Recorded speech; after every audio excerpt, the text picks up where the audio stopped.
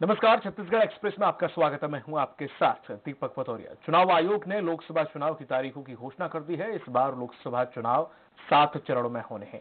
पहले चरण का मतदान 11 अप्रैल को होगा, जबकि 19 मई को आखिरी और 7वें चरण का मतदान होगा। 23 मई को वोटों की गिनती होगी। चुनाव की तारीख की घोषणा के साथ ही तत्काल प्रभाव से आदर्श आचार संहिता लागू हो गई है।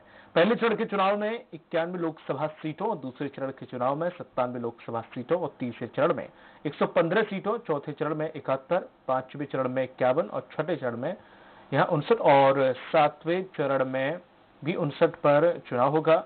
और लोकसभा चुनाव का दूसरा चरण 18 अप्रैल को होगा, तीसरा चरण 23 अप्रैल को और चौथा चरण 29 अप्रैल को होगा।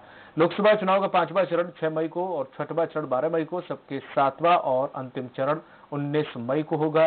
मध्य प्रदेश में 4 चरणों में, छत्तीसगढ़ में 3 चरणों में, तो वहीं उत्तर प्रदेश में सभी 7 चरणों में मतदान होगा। मध्य प्रदेश में 29 अप्रैल से 6 सीटों, 6 मई से 7 सीटों और 12 मई को 8 सीटों और 19 मई को 8 सीटों पर मतदान होगा। जबकि छत्तीसगढ़ में 11 अप्रैल को 1 सीट, 18 अप्रैल को 3 सीट और 23 अप्रैल को 7 सीटों पर वोटिंग होगी। बात उत्तर प्रदेश की करें तो यहां कुल 80 सीटें हैं, जिसमें से 11 अप्रैल को 8, 18 अप्रैल को 8, 23 अप्रैल को 10 और 29 अप्रैल को 13, 6 मई को 14, 12 मई को 14 और 19 मई को 7वें अंतिम चरण में यूपी की 13 सीटों पर वोटिंग होगी।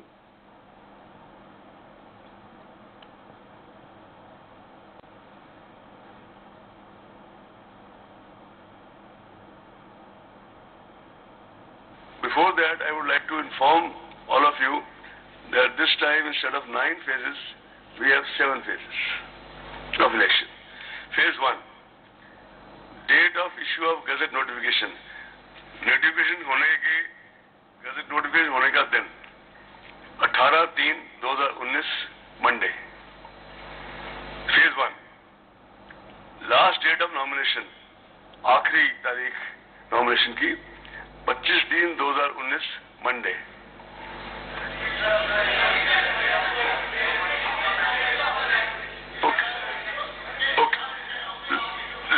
Last date of nominations 25th March 2019 Monday.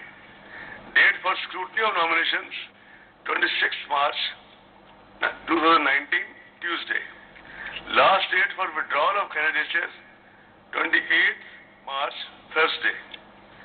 Date of poll first phase 11th April Thursday.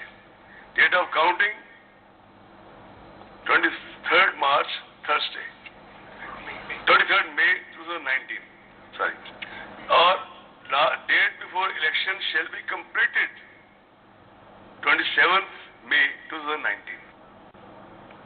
Kanker Lok Sabha सांसद व भाजपा प्रदेश उपाध्यक्ष विक्रम उसेंडी को भाजपा प्रदेश अध्यक्ष बनाए जाने पर एक और जहां जिले के भाजपाई कार्यकर्ताओं में खुशी का माहौल है और जिले भर में भाजपाई कार्यकर्ता आतिशबाजी व मिठाई बांटकर खुशियां मना रहे हैं, वहीं दूसरी ओर कांकेर विधानसभा के कांग्रेस विधायक शिवपाल शोरी का कहना है कि भाजपा ने जिस मकसद से एक आदिवासी को मध्य प्रदेश अध्यक्ष बनाया है, वह आने वाले लोकसभा चुनाव में जीत हासिल करने की एक चाल के अलावा कुछ भी नहीं है, न ही इसका भाजपा को कोई लाभ मिलने वाला है। अगर बीजेपी आदिवासियों की हितैषी होती तो ये काम पहले ही कर चुकी होती। अपने 15 साल के कार्यकाल में बीजेपी ने कभी भी आदिवासियों की सुध नहीं ली और लगातार आदिवासियों की जमीन छीनने का प्रयास किया। कांग्रेस के घोषणा पत्र से घबराकर ही भाजपा ने केवल आदिवासियों को साधने के लिए ही आदिवासी प्रदेश अध्यक्ष का दांव खेला है।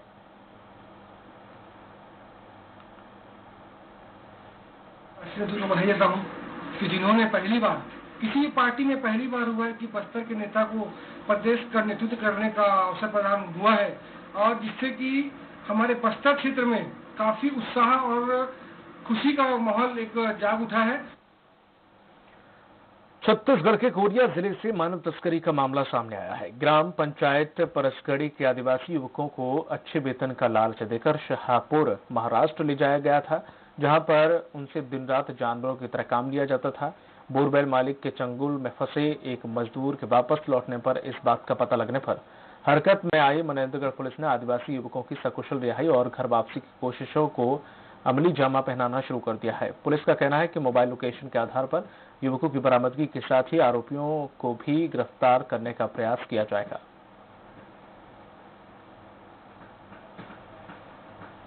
परसगढ़ी में नाबालिग जो है काम करने के उद्देश्य से ये लोग नागपुर जाना बता रहे हैं, जो अभी कार का लोकेशन लेकर के, सेल लोकेशन लेकर के और ट्रैक करके वहाँ पार्टी भेजी जाएगी। रायपुर में हुई आगजनी के मामले में कुल 4 लोगों की मौत हो चुकी है। इलाज के दौरान सविता नामक महिला की मौत हो गई। सविता का इलाज डीके अस्पताल में चल रहा था। हादसे में झुलसी प्रिया का इलाज अब भी जारी है। रायपुर में हुआ दर्दनाक हादसे में शनिवार को 3 लोगों की मौत हो गई थी। झोपड़ी के बने घर में आग लग गई थी, जिसके चलते हादसा हुआ। बताया जा रहा है कि शॉर्ट सर्किट के बाद ये आग लगी। कल कोतवाली थाना क्षेत्र के अंतर्गत नेहरू नगर स्वीपर कॉलोनी में आगजनी की घटना घटित हुई थी, जिसमें कल एक ही परिवार के 3 लोगों की मौत हो गई थी, जिसमें 2 उपचार भर्ती थे, मृतक की मां और उसकी पत्नी। तो उसमें आज उसकी मां की भी मौत हो गई है। इस प्रकार कुल 4 लोगों की उस आगजनी से मौत हुई है और सभी में मर्ग कायम कर जांच में लिया गया है। रायपुर में सराफा कारोबारी से गोलीबारी कर लूट की घटना के मामले में पुलिस ने 2 संदिग्ध आरोपियों को पुलिस ने गिरफ्तार कर लिया है। भिलाई से पुलिस ने दोनों आरोपियों से कुछ अहम सबूत मिले हैं। इस घटना के तार भिलाई गोलीकांड से भी जुड़े रहे हैं। एएसपी प्रफुल्ल ठाकुर ने कहा है कि लूट के मामले का जल्द खुलासा हो सकता है। इसके अलावा रायपुर दुर्ग पुलिस टीम अन्य आरोपियों को दबोचने के लिए उत्तर प्रदेश और बिहार के लिए रवाना हुई है। दरअसल डीडी नगर इलाके के चंगोरा भाटा में सराफा व्यापारी जसराज सोनी और उनके बेटे मोहित सोनी पर बदमाशों ने फायर कर उन्हें 20 लाख रुपए से लूट लिए दिया और उन्हें घायल कर दिया था। इस घटना में उसके बाद जसराज सोनी को गोली लगी थी, वहीं बेटा बाल बाल बच गया था। पिछले दिनों इस तरह की वारदात भिलाई में घटी थी।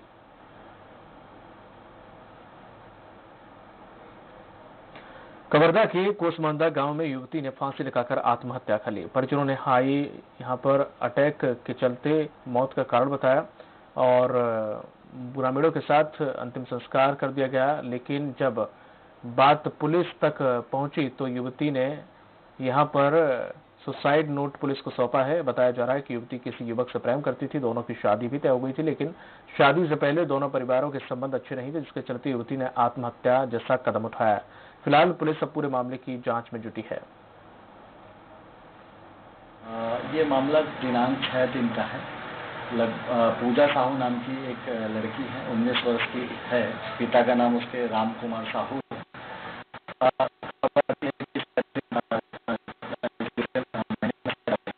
लगभग 1 बजे वो आत्महत्या कर ली। एक्चुअल में खबर ये बाद में आई कि कुछ लोगों से हमें बाद में पता चला।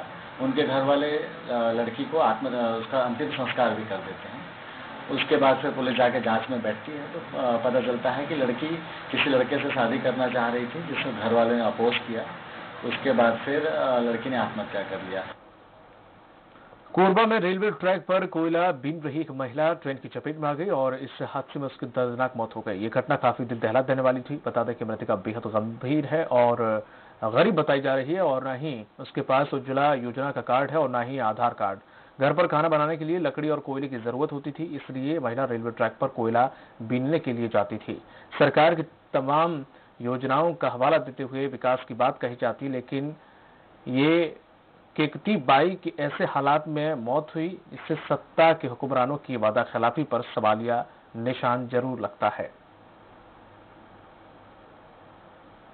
कोयला बीनना क्यों आती थी? सर खाना पकाने के लिए कोई ऑप्शन नहीं है। पहाड़ पहले पहाड़ जाती थी लकड़ी काटने।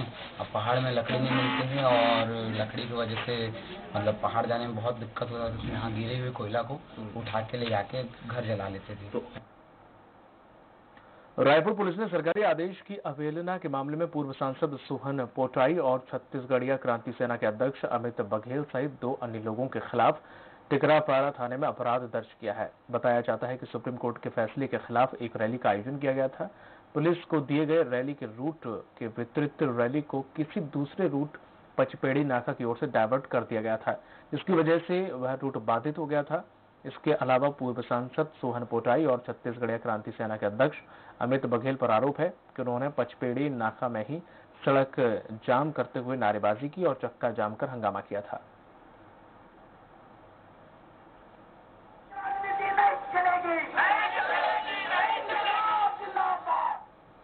पिथौरा में एक गांव के पास नेशनल हाईवे 53 पर एक इंडियन ऑयल की गैस से भरा एक ट्रक पलट गया।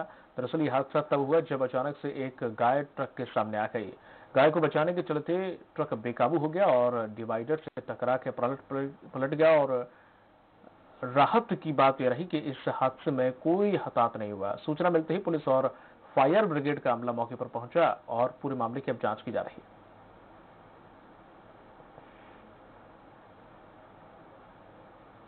सर ये अपना रास्ते में आ रहे थे, पारादीप टू रायपुर जा रहे थे मोटी तरह। तो 4 बजे भोर में सुबह का टाइम गाय अचानक से पूरा रोड पे आ गया और कंट्रोल करते करते थोड़ा गाय बचाने के चक्कर में गाड़ी डिवाइडर से लग गई। डिवाइडर से लग गाड़ी पलटी खा गई। गाड़ी कहाँ से आ रही थी? ये पारादीप से चल रहे थे, रायपुर जा रही थी। धर्मजयगढ़ में एक आवारा पागल बैल ने हड़कंप मचा दिया है। दरअसल घटना धर्मजयगढ़ हॉस्पिटल चौक के पास की है, जहां पर कई लोग इस पागल बैल की जद में आने से बच गए। इस बैल को जो भी दिखता उसी के पीछे ये पड़ जाता। लिहाजा घंटों की मशक्कत के बाद बैल को बेहोशी का इंजेक्शन देकर उसे बेहोश किया गया और ट्रैक्टर में उसे डालकर ले जाया गया। बता दें कि बैल को किसी पागल कुत्ते ने काट लिया था, जिससे बैल के अंदर रैबीज फैल चुका था।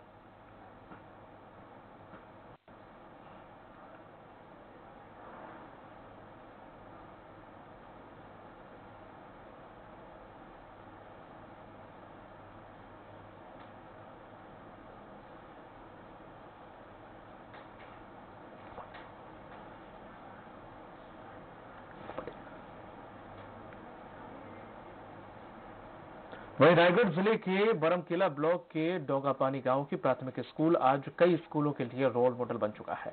बरमकेला 15 किलोमीटर बीच जंगल में बसे गांव के स्कूल के बच्चे हिंदी ही नहीं अंग्रेजी में भी सवालों के जवाब देते हैं।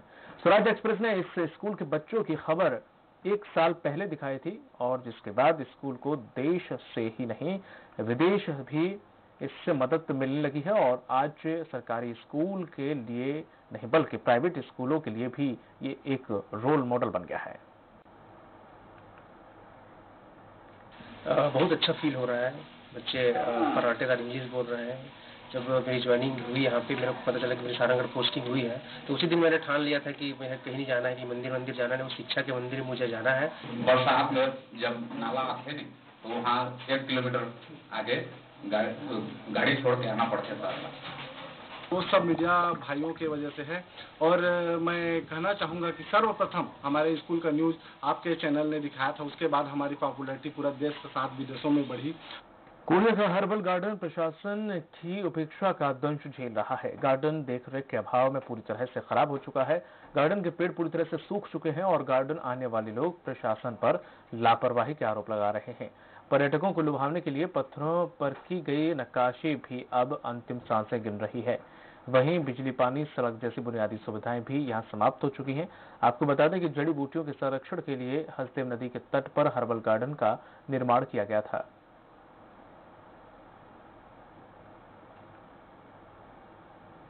सिंदूर का पेड़ था, उसमें आंवला का था, आम का है, नीम का है और आपका गहरे ग्रुप से हम लाए थे, वो आपका केले के बड़े बड़े पेड़ आए थे, वो सभी जल चुके हैं वहाँ पर। तो मुझे तो अभी यहाँ प्रभार लिए 1-2 दिन हुआ है, मुझे इसकी जानकारी नहीं है। जो भी जैसे शासन के नियम के तहत हम उसको मेंटेन करेंगे, जो भी उसकी कमी है उसको दूर करेंगे। सर्दी, गर्मी और बरसात में खुले आसमान के नीचे शिक्षा ग्रहण करने को मजबूर बच्चों और आंगनबाड़ी कार्यकर्ताओं को शासन द्वारा 10 साल पहले स्वीकृत आंगनबाड़ी भवन के निर्माण का इंतजार है। गरियाबंद जिले के सरहदी गांव मुगझर की लगभग 2500 की आबादी के लिए प्रशासनिक अमले में 3 आंगनबाड़ी केंद्रों की स्थापना का अपना दायित्व निभाने का वादा सरकारी दस्तावेजों में दर्ज कर लिया गया, लेकिन जबकि हकीकत ठीक इसके उलट है। सरकारी दस्तावेजों में दर्ज इन आंगनबाड़ी केंद्रों का धरातल पर अस्तित्व ही नहीं है।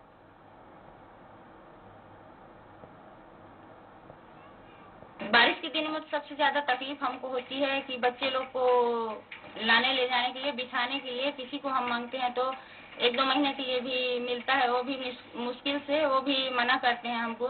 आंगनबाड़ी नहीं होने के कारण बाहर में वो संचालित हो रहा है। आंगनबाड़ी खुला है, बच्चे लोग बाहर में बैठते हैं तो बच्चे लोग को परेशानी होता है बरसात के समय में। आंगनबाड़ी नहीं बना है तो सिगरेट भी किए हैं तो 2-3 बार, सुनाई नहीं दे रहे हैं। तो तकलीफ है, बच्चा लोग आ रहे हैं, पर्ची में पढ़ाते हैं। जो संस्थान होने चाहिए थे उनमें भी मैंने अभी महिला बाल विकास को और शिव जनपद को अभी निर्देशित किया है, तत्काल उसका तकनीकी प्रकरण बना करके स्वीकृति के लिए भेजने के लिए, जल्दी स्वीकृति मिल जाएगी। नियत और सोच अच्छी हो तो कुछ भी मुश्किल नहीं है। इस बात को साबित किया है राजनांदगांव के युवाओं द्वारा गठित समूह ने। राजनांदगांव रनर्स के नाम से गठित इस ग्रुप के लगभग 200 सदस्य स्वास्थ्य के लिए लगातार एक्टिव रहते हैं और लोगों को स्वास्थ्य के प्रति जागरूक भी करते रहते हैं। इसी क्रम में आज तड़के राजनांदगांव रनर्स नामक ग्रुप ने रन फॉर नेशन मैराथन का आयोजन किया। एक ऐसी सुबह जब लगभग आधा प्रदेश नींद की गहरी खुमारी में डूबा था। राजनांदगांव रनर्स और समाज के सक्रिय सदस्य देश के लिए दौड़ लगा रहे थे। रन फॉर नेशन कार्यक्रम के आयोजन से लोगों में देश प्रेम की भावनाओं का तूफान पैदा हुआ और देखते ही देखते ग्रुप के पास लगभग 1,70,000 रुपए की राशि एकत्रित हो गई, जिसे वीर शहीदों के परिवारों की मदद की मंशा से भारत के वीर फाउंडेशन को दान किया गया।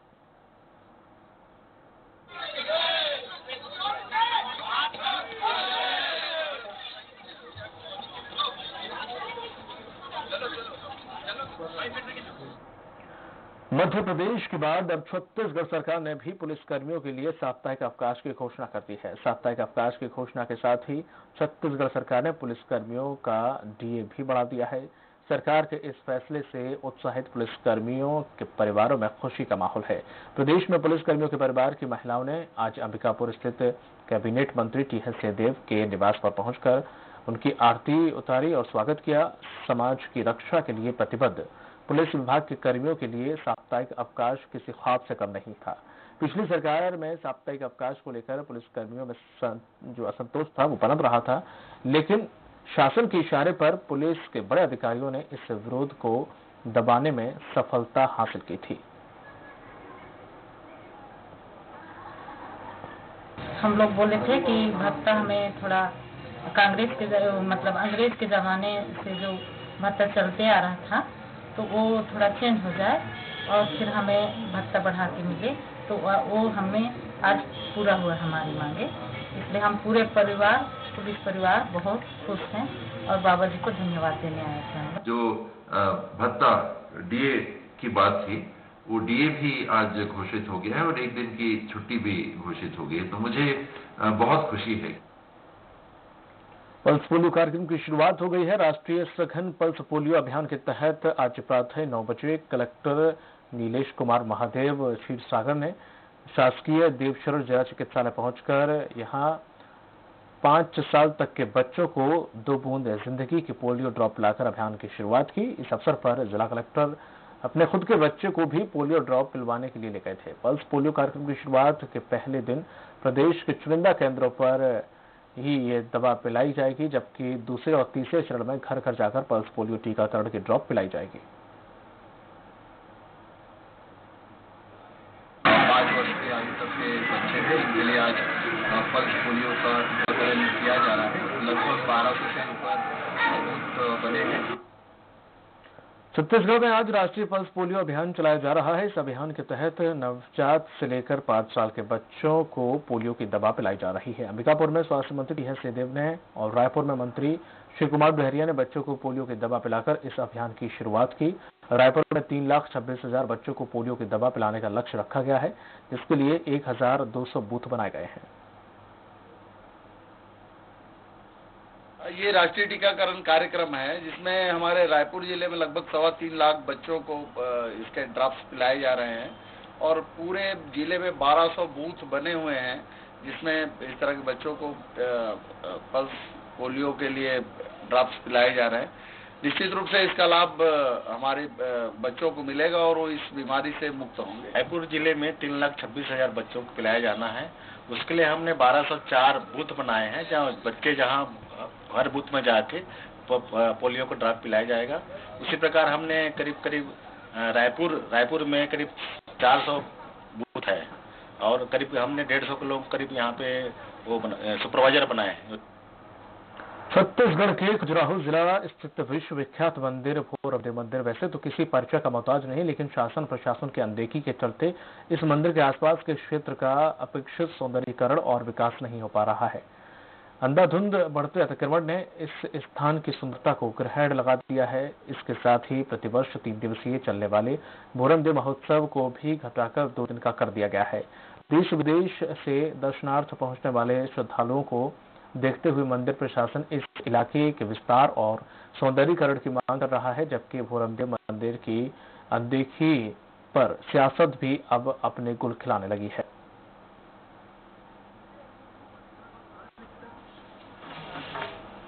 ऐसी कोई भी कार्य योजना नहीं बनाई गई और बेतरतीब कार्य कराए गए। कुल मिला के भोरमदेव जो अपनी प्रसिद्धि के लिए जाना जाता है, वैसा वहाँ पे कुछ भी नहीं हो पाया है। इस संबंध में शासन को भी पत्र लिखा जाएगा और जो भी राशि है उसकी मांग करके हम सौंदर्यीकरण का जो कार्य मतलब खराब हो गया उसको हम ठीक करवाएंगे। वहीं जांजगीर जिला न्यायालय में नेशनल लोक अदालत का आयोजन किया गया। वहीं अलग थलग हुए 15 जोड़ों को आपसी समझाइश देकर राजीनामा कराया गया। फिर से नए सिरे से अपने वैवाहिक जीवन की शुरुआत की है। न्यायाधीश राजेश श्रीवास्तव ने मीडिया से चर्चा करते हुए ये कहा कि राष्ट्रीय लोक अदालत का जो उद्देश्य था वह पूरा हुआ। साथ ही उन्होंने अपील की कि भविष्य में कोई भी ऐसा काम नहीं करेगा कि उन्हें फैमिली कोर्ट पुनः आना पड़े। घर की लड़ाई घर में ही निपटा लेनी चाहिए।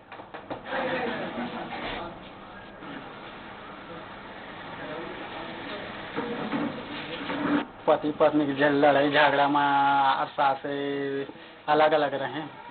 जज साहब समझा कर दोनों को एक कर दिया और दोनों का प्यार एक साथ चलेगी। राज्य में जो नेशनल लोक अदालत आयोजित की गई आज, उसमें राष्ट्रीय लोक अदालत का जो उद्देश्य था वो आज पूरा हुआ है। आज लगभग 15 पति पत्नी जो अलग रह रहे थे वो फैमिली कोर्ट के जज साहब श्री आनंद ध्रुव साहब की समझाइश पर एक हो गए और आज यहाँ से वो अपने घर जा रहे हैं एक होकर। बस ऐसे ही आपसी मनभेद था हम लोगों के बीच, लड़ाई झगड़ा हुए। इसके बाद मैं चली गई थी अपने मायके 2.5 साल तक। जज साहब समझाए, मेरी वकील है लक्ष्मी यादव, छतराम यादव जी, सब माँ बाप की तरह समझाए कि शादी का टूट रिश्ता है, इसको दोनों साइड से गाड़ी पहिया जैसे है समझना चाहिए और आपसी में फंसाना चाहिए। सोहनत में एबीवीपी छात्र छात्रा ने मुख्यमंत्री के नाम एसडीएम कार्यालय में ज्ञापन सौंपा। क्षेत्र में लंबे समय से लंबित मनरेगा मजदूरी भुगतान जल्द कराने की मांग को लेकर ज्ञापन सौंपा गया। मनोज साहू ने बताया कि क्षेत्र में मनरेगा मजदूरी भुगतान नहीं होने से मजदूरों की आर्थिक स्थिति खराब है।